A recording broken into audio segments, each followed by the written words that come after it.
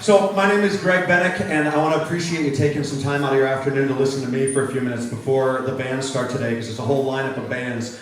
And for those of you who were here last night, I definitely appreciate the support that you gave to my band, to Trial, playing last night, because we've had a legacy now of 17 or 18 years of playing shows, and without the support of people showing up and singing along, it just, obviously the band wouldn't exist. So, I mean, my thanks go out to you for being here last night and for being a part of the show and for putting your energy in. And it just seems that every time we play, no matter where that is in the world, and we've been touring over the last couple of years sporadically, wherever we happen to be in the world, we get that support right from the start of the set. And it always means so much, and it reinvigorates us and reminds us why we're doing this when we feel that energy from the audience. So thank you for supporting the band last night. I totally appreciate that.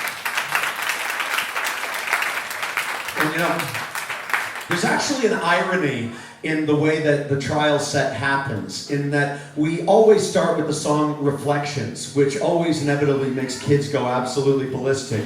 And what's interesting is that it's not the heavy parts of the song that make people go ballistic, but anybody who was here last night recognizes that there's, like, most of the stage dives in the set happen actually in the first 20 seconds of the set, which is all hi-hats, and that doesn't make any sense to me, and it never really has, but that's really the way it goes down. And the deeper irony about Reflections being the song that everybody reacts to is that when Reflections was written, it was actually the song that I personally liked the least and thought would ensure the end of the band, not in fact its perpetuation at all.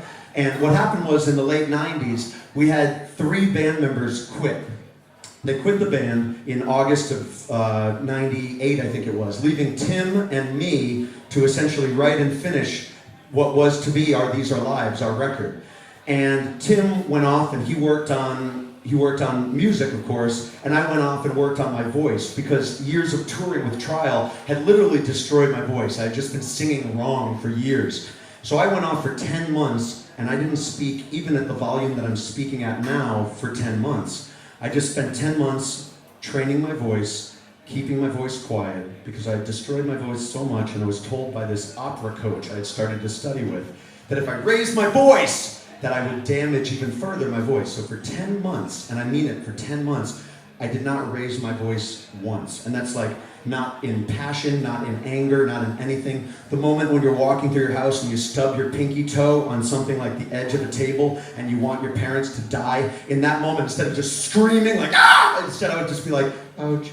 I didn't once for 10 months raise my voice. And then Tim and I came back together. And after we came back together, he had basically put together our These Are Lives musically. And I didn't know really the songs other than the early practice versions.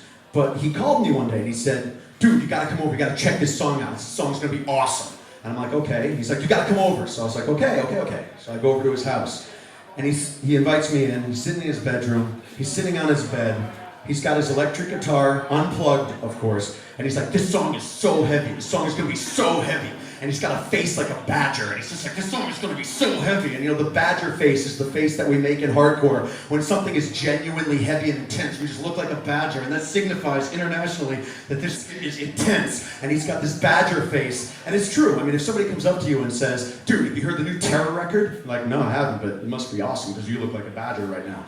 And it's totally true, and he's got this badger face, and he's got his acoustic guitar, which is this odd, dichotomy, because of course, having an electric guitar played acoustically is the worst way to convey to somebody that what you have to play for them is actually heavy. It's never going to be a reality. But he's sitting on his bed and he's got this electric guitar and he's like, okay, check it out. He's all animated and excited. He's like, the song is gonna start like this. He's like, it's got hi-hats.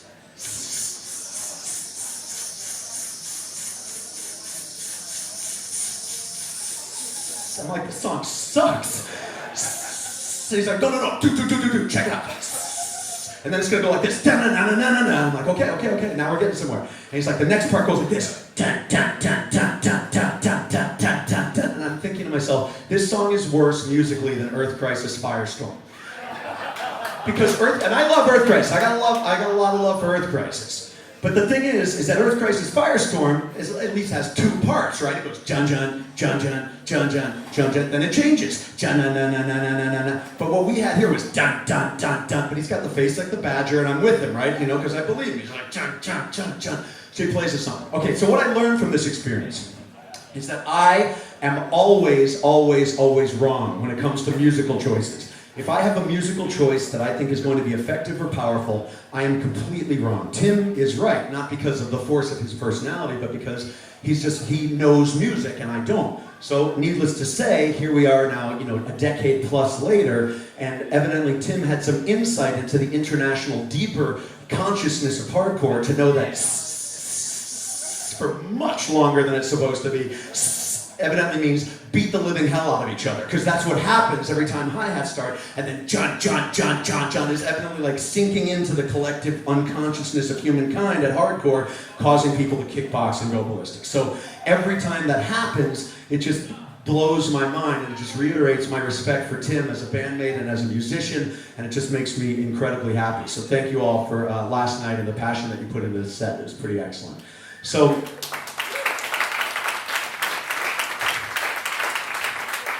that said, there's a lot of bands on the bill, of course, who came up in the 90s. In fact, some who really started to come up in the 80s.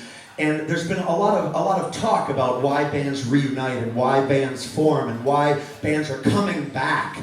And I've been thinking about that a lot, because I know, and I can only speak for Trial, that the reason we continue to play is because we're a hardcore band, and we love hardcore, and we want to play hardcore shows, and the time is irrelevant. When we formed, when we stopped, whenever that is someday, it doesn't matter, because right now we're a hardcore band wanting to play hardcore shows for hardcore appreciative people, and that's why we're here, because we believe in the music, we believe in the messages, and this is the music that is our lifeblood, essentially.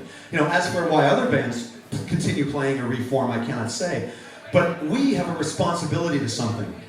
We have a responsibility not to slip into a sense of the nostalgic, meaning that the nostalgic is potentially deadly, because it places us in a position where we focus on the past as if the past still has an inherent intrinsic value in and of itself. But it doesn't. The past is essentially meaningless. It only means something insofar as we apply meaning to it now. And we run the risk of falling into a trap of being essentially trapped in history when we think to ourselves, the 90s was really where it's at, or the 80s was really where it's at, and emulating that ideal in that period in time, rather than asking ourselves, what do these periods of time, these experiences, these bands, what do they speak to now? Why are they here now? What are they doing now? What's the significance now? It's like, sure, the 90s had their moments, but what does that inform us about now in our lives and in our musical scene, in hardcore and punk rock? What does that inform us of now?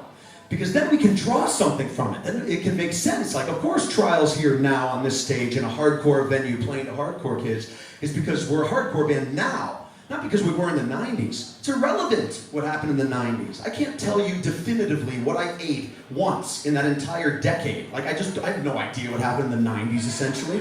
What I did, I have some vague memories, right, of what happened. That's fine. But what happened now is that we're gathered here today to hear some awesome bands, other bands than last night, and whatever generation or decade they came from, we're making hardcore live passionately now because of their presence right here, right now. So we run the risk of falling into this nostalgic trap when we look at the 90s as this glory era, which a lot of people are doing these days. It's irrelevant. We have to bring what we learned from that today to make the scene stronger today.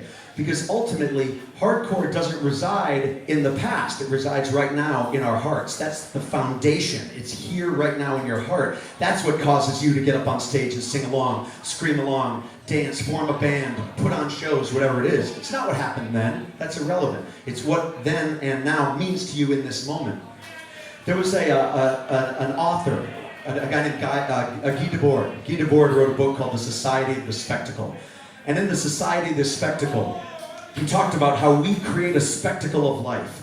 And instead of living our own lives, we create a spectacle of life where we don't have to live adventure because movie stars have adventures. And we don't have to fall in love Because the famous people fall in love. They take that risk for us. We can stand back and be skeptical and cynical about the fact that every relationship in our lives ends in ruin. Maybe I should only speak for myself in that regard. But the point is that we create a spectacle out of life where life exists outside of us rather than from within us. Okay? And that's also exactly what I'm talking about. It's potentially deadly because it's not us right here, right now in this moment. It's us quasi in this moment looking on the outside, the way that we do with the 90s and hardcore. What was.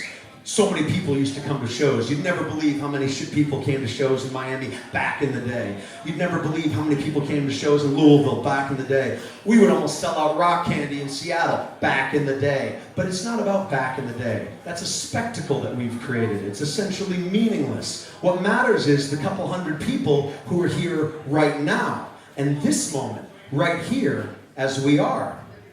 Trial played in Milan last fall, in Italy. And outside the show, and this is going to be a story which sounds like I've totally gone sidebar on you, but it's going to come back to the point. We were playing in Milan, and outside the show in Milan, I'm hanging out just by myself, just kind of getting in the zone or whatever.